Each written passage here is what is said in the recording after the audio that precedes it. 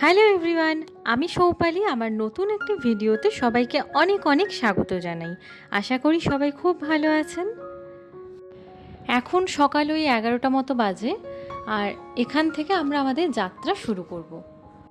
মূল প্রবেশদ্বার থেকে এখানে প্রবেশ করার সময় মহিলা এবং পুরুষদের জন্য আলাদা আলাদা লাইন রয়েছে, যেখানে কিন্তু সম্পূর্ণভাবে চেক করা হয় এবং আপনার সঙ্গে থাকা ব্যাগটিও কিন্তু চেক করা হবে। তো আমার চেক ইন করা হয়ে গেছে। আমি এখন অভির জন্য অপেক্ষা করছি, কারণ ছেলেদের লাইনে বেশ খানিকটা ভিড় রয়েছে। মন্দিরের এই মেন দরজা অর্থাৎ দর্শনী দরওয়াজার ভেতরে প্রবেশের সময় যদি আপনার কাছে কোনো মাদক জাতীয় দ্রব্য বা লাইটার, ম্যাচস্টিক্স কিছু যদি থেকে থাকে, সেগুলো কিন্তু চেকপোস্টে জমা করে নেওয়া হবে। এই পুরো যাত্রাপথে RFID কার্ডটি কিন্তু সবসময় সঙ্গে রাখতে হবে, যেটা আইডেন্টিটি ভেরিফিকেশনের সময় আপনাকে দেওয়া হবে। তো এই আমরা আমাদের যাত্রা শুরু করে দিয়েছি। আর আমাদের সঙ্গে যে এই লাঠিগুলো রয়েছে, এগুলো আমরা এখানে ঢোকার আগে বাইরের দোকান থেকে কিন্তু কিনে নিয়েছিলাম। তো আমরা দুজনে গল্প করতে করতে আমাদের হাঁটা শুরু করে দিয়েছি। আমার তো বেশ ভালোই লাগছে। এটা অন্য রকম একটা অনুভূতি, কারণ এত মানুষ একসাথে দেবীর দর্শনের জন্য চলেছে। মাঝে মাঝেই জয় মাতা দি বলে উঠছে। ভীষণ ভালো লাগছে। আমরা হাঁটতে হাঁটতে প্রায় 1.5 কিলোমিটার মতো চলে এসেছি। আর এই যে মন্দিরটি রয়েছে, এটার নাম হলো চরণ পাদুকা টেম্পল। আর এটাই first checkpost, Banganga checkpost. Banganga checkpost থেকে খানিকটা এগিয়ে এসে আমরা সিদ্ধান্ত নিলাম যে আমরা ঘোড়াতে করে ওপরে উঠব, কারণ পায়ে হেঁটে উঠতে সময় লাগবে প্রায় 7-8 ঘন্টা মতো, আর ঘোড়াতে করে উঠতে সময় লাগবে ওই 5 ঘন্টা মতো। এই হলো টিকিট কাউন্টার। এখান থেকে আগে টিকিট করে নিতে হবে। তো ঘোড়াতে করে এই বানগঙ্গা চেকপোস্ট থেকে ভবন মানে মন্দির পর্যন্ত যেতে ভাড়া লাগবে 1250 টাকা করে পার পারসন, আর আধকুয়ারি অবধি যেতে ভাড়া লাগবে 650 টাকা পার পারসন। আর এই বানগঙ্গা টু ভবন পালকির ভাড়া হলো ওই 4000 টাকা মতো, আর আধকুয়ারি অবধি গেলে ভাড়া লাগবে 2250 টাকা। এই চলে এসেছে আমাদের যাত্রাপথের দুই সঙ্গী। তো সামনেরটাতে ওরা অভিকে বসতে বলেছিল, আর পেছনেরটাতে আমাকে বসতে বলা হয়েছিল। যাই হোক, এবার প্রথমে তো আমার বসার পালা। আর মনে মনে ভয় তো ভীষণই লাগছিল যে বসলাম আর হয়তো ঘোড়াটি আমাকে ফেলে দিল।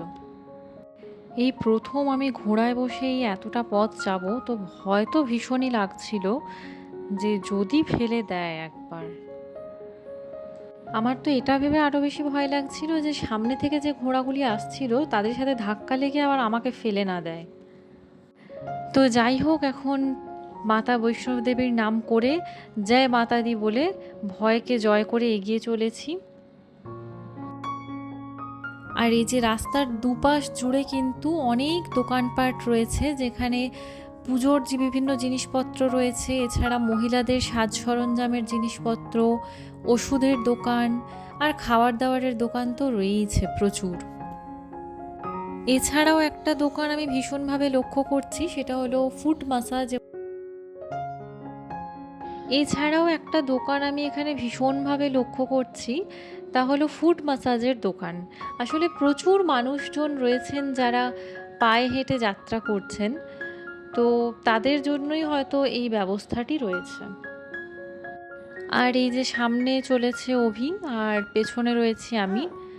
তো মাঝে মাঝে আমাদের এই ঘোড়াগুলো এত ভীষণ জোরে দৌড়ানো শুরু করছে যে আমি তো ভাবছি যে আমি এক্ষুনি বোধহয় ঘোড়া থেকে পড়ে যাব।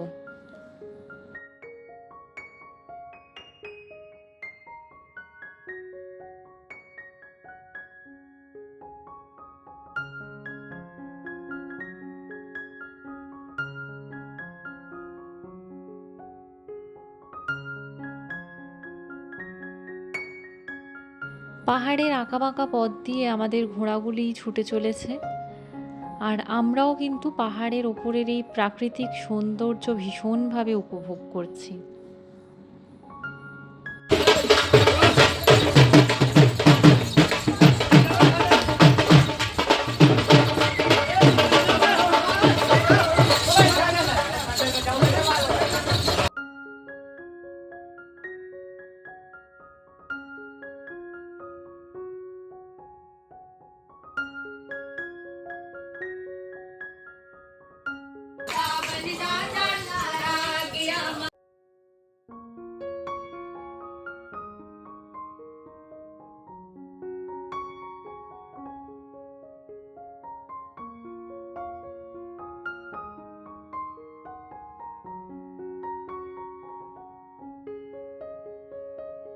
মন্দিরে যাবার এই পুরো পথটি কিন্তু ওপর থেকে এরকম শেড করা রয়েছে, আর পুরো রাস্তার মাঝে মাঝেই কিন্তু ফ্রি ড্রিঙ্কিং ওয়াটারেরও ব্যবস্থা রয়েছে।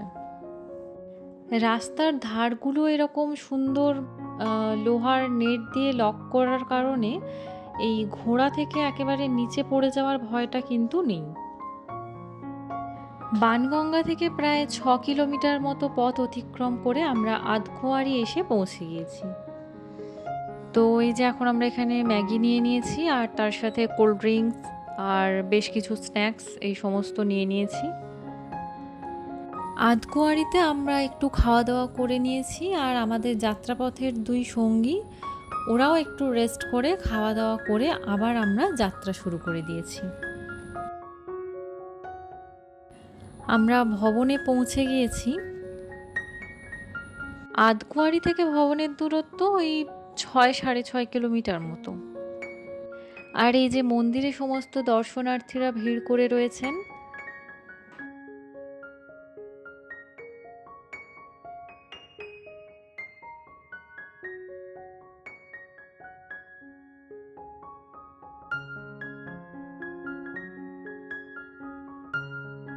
এই আমরা চলেছি মন্দিরের পথে। আর মন্দিরে প্রবেশ করার আগে কিন্তু সমস্ত জিনিসপত্র মানে সঙ্গে ব্যাগ এবং জুতো, মোবাইল ফোন সব কিছু লকারে জমা করে তারপর মন্দিরে প্রবেশ করতে হবে। এখানেও কিন্তু প্রচুর খাবার দাবারের দোকান রয়েছে। তো আমরা এখন যাচ্ছি আগে লকারের দিকে, আমাদের সমস্ত জিনিসপত্র, জুতো, মোবাইল ফোন, ব্যাগ সব কিছু লকারে রেখে তারপর আমরা মন্দিরে প্রবেশ করব। এখানে কিছু ফ্রি লকার সার্ভিস রয়েছে এবং তার সাথে স্মার্ট লকার সার্ভিসও রয়েছে, যেখানে মাত্র 50 টাকার বিনিময়ে আপনি আপনার জুতো, ব্যাগ, মোবাইল ফোন ইত্যাদি রেখে মন্দিরে নিশ্চিন্তে প্রবেশ করতে পারেন।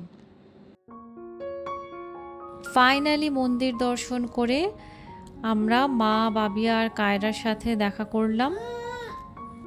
এখানে আমরা সবাই মিলে অল্প কিছু খাবার খেয়ে নিয়ে আর কায়রাকেও অল্প কিছু খাবার খাইয়ে নিয়ে এখন চলেছি ভবনের দিকে, কারণ ভবন থেকে আধকুয়ারি অবধি আমাদের ই রিক্সা রয়েছে, যেটা রাত্রি 8টার সময়।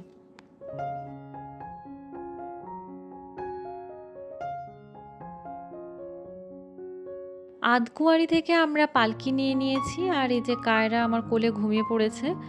আসলে ও ভীষণ ক্লান্ত, সারাদিন জার্নি করেছে, আর আমরাও সবাই ভীষণ ক্লান্ত, চোখ মুখ দেখেই বোঝা যাচ্ছে। পালকিতে করে আমাদের নিচে নামতে সময় লাগবে ওই 3 থেকে 4 ঘন্টা মতো। এখন প্রায় রাত্রি 9টা মতো বাজে, আর এখনও রাস্তায় ভীষণ ভিড় রয়েছে। এখনও কিন্তু প্রচুর মানুষজন মায়ের দর্শনে চলেছেন।